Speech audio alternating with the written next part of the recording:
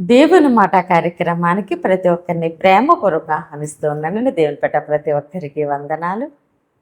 లక్షలాది మందిలో నుండి దేవుడు నిన్ను ప్రత్యేకంగా ఎన్నుకున్నారు.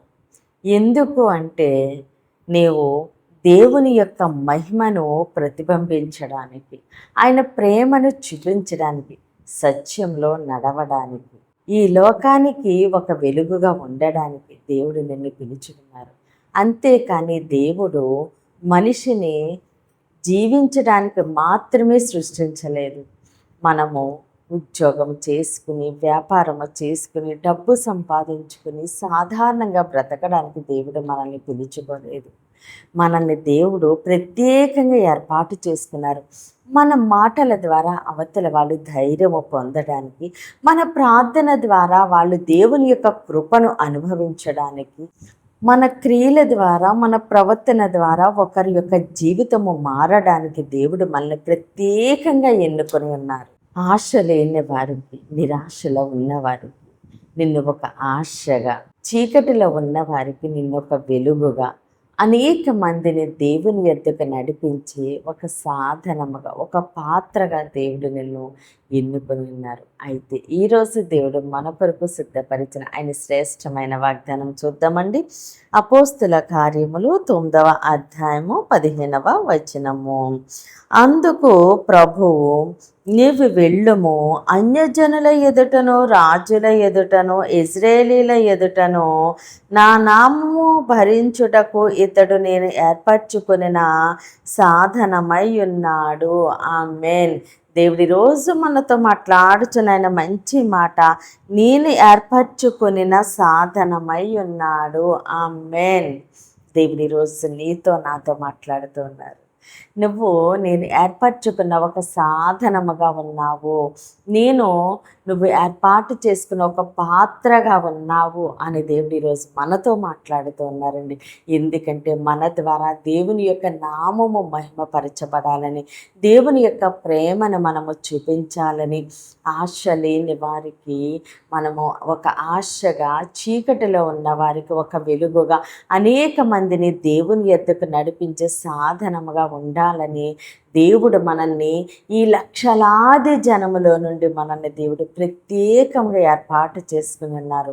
ఎన్నో పరీక్షలు, బాధలు, సమస్యలు ఎన్నో ఎదుర్కొని నీవు ఈరోజు దేవుని కొరకు ఒక సాక్షిగా నిలబడి ఉంటుండగా, నీ సాక్ష్యం ద్వారా నువ్వు అనేక మందిని బలపరచబోతున్నావు.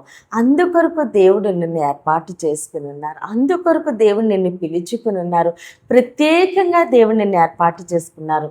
ఎందుకంటే అనేక మందిని నువ్వు దేవుని తట్టునకి తిప్పడానికి, అనేక మంది యొక్క జీవితాలు నీ సాక్ష్యం ద్వారా మారడానికి, దేవుని యొక్క మహిమను నువ్వు ప్రతిబింబించడానికి, ఆయన మహిమను చూపించడానికి, ఆయన ప్రేమను చూపించడానికి, నీ క్రియల ద్వారా, నీ ప్రవర్తన ద్వారా, నీ మాట ద్వారా అనేక మందిని ధైర్యపరచడానికి, అనేక మందిని బలపరచడానికి, వారి జీవితాలు మారడానికి నువ్వు ఒక సాధనంగా ఉండబోతున్నావు. కాబట్టి మనుషులు నిన్ను తిరస్కరించిన దేవుని యొక్క పిలుపుకు నువ్వు లోబడినప్పుడు దేవుడు నిన్ను ఆయన చేతులు ఒక సాధనముగా, ఒక పాత్రగా ఆయన వాడుకోబోతున్నారు. మనుషుల దృష్టిలో నీకు విలువ లేకపోవచ్చు, పనికిరాని పాత్రగా నిన్ను చూడొచ్చు. అయితే ఎప్పుడైతే నువ్వు దేవుని యొక్క పిలుపుకు లోబడ్డావో ఆయన చేతిలో బలమైన సాధనముగానే ఆయన వాడుకోబోతున్నారు. అనేక మందిని ఆదరించడానికి, అనేక మందికి వెలుగుగా, అనేక మందికి ఆశగా, దీవెనకరముగా, ఆశీర్వాదకరముగా దేవుడు నిన్ను ఉంచబోతున్నారు. కాబట్టి దేవుని మాట యందు మాత్రమే నమ్మిక ఉంచుదామండి అని ఏ వాగ్దానం అయితే ఇచ్చారో, ఏ మాట అయితే ఇచ్చారో దానికి మనము లోబడి ఉందాము. దేవుడు మనల్ని దీవించి ఆశీర్వదించి ఆయన చేతుల బలమైన సాధనంగా వాడుకుంటూ ఉండగా సమస్త ఘనత, మహిమ, ప్రభావాలు మనము దేవునికే చెల్లిందామండి. కొద్ది మాటలు దేవుడు మన వెనుకల్లో దీవించి ఆశీర్వదించునుగాక. ఆమేన్. ప్రేర్ చేసుకుందామండి. అందరూ కన్నులు మూసుకుని ప్రేర్లు ఏకీభవించండి. మహోన్నతుడ మహాగణుడ పరిశుద్ధుడా నీకే స్తోత్రాలు వందనాలు దేవా. తండ్రి ఇచ్చిన ఈ వాగ్దానం మా జీవితాలు నూరంతలుగా ఫలించునుగాక. దైవజనుల వారి కుటుంబాలు, సంఘాలు, పరిచర్యలు యేసు నామములోనే దీవించబడునుగాక. యెరూషలేముకి యేసు నామములోనే క్షేమము కలుగునుగాక. ఈరోజు పుట్టినరోజు, పెళ్లి రోజు జరుపుకున్న ప్రతి ఒక్కరికి సంవత్సరం ఒక ఆశీర్వాదకరముగా ఉండునుగాక. దేవుని మాట పరిచర్యలో పాలు భాగస్తులే భారము కలిగి ప్రార్థన చేసిన ప్రతి ఒక్కరిని దేవుడు బహుగా దీవించి ఆశీర్వదించునుగాక. మూయబడిన ప్రతి గర్భము యేసు నామములనే తెరవబడునుగాక. వివాహాలు కావలసిన బిడ్డలకి యేసు నామములో ఘనమైన వివాహములు జరుగునుగాక. అనారోగ్యంతో ఉన్న బిడ్డలకి యేసు నామములో సంపూర్ణ స్వస్థత విడుదల కలుగునుగాక.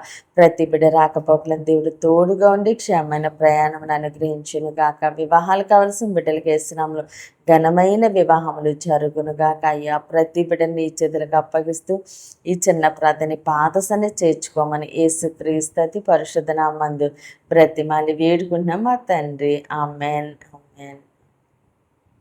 దేవుడు మిమ్మల్ని మీ కుటుంబాన్ని దీవించి ఆశీర్వదించునుగాక. ఆమెన్.